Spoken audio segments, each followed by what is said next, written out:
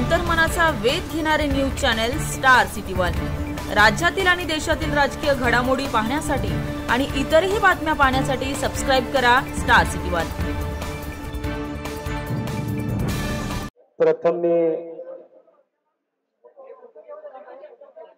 आदरणीय बाळासाहेब ठाकरेंना मी वंदन करतो। आयुष्यामध्ये 1992 साली पहिल्यांदा कात्रज परिसरामध्ये शिवसेनेचा शाखा प्रमुख झालो। साहेब मला 16व्या वर्षी मी कात्रजमध्ये शिवसेना शाखा स्थापन झाली, परंतु 18 वर्षाचं होत नव्हतं म्हणून शाखा प्रमुख होता येत नव्हतं। आणि 1992 ला मी 12वी पास झालो पहिला शाखा प्रमुख झालो। तेव्हापासून वयाच्या 31व्या वर्षापर्यंत मी उपविभाग प्रमुखापर्यंत कॅन्टोन्मेंट मतदारसंघामध्ये होतो आणि मी नंतर मनसेत प्रवेश केला। परंतु साहेब आज मी पुन्हा एकदा, मला अनेक लोक म्हणतात की तात्याचा शिवसेनेमध्ये प्रवेश आहे, पण साहेब माझा प्रवेश नाही, मी परत एकदा शिवसेनेमध्ये आलोय।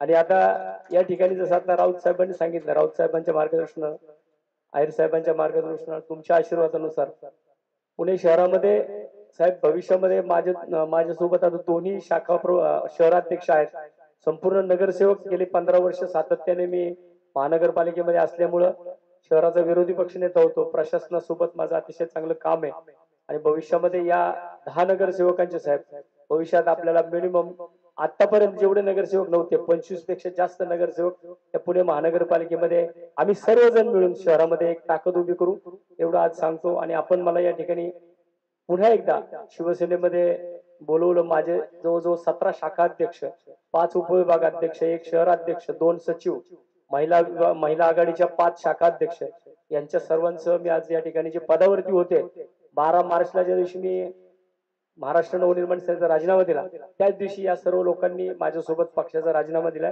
आणि आज आम्ही सर्वजण परत एकदा स्वगृही परतलोय।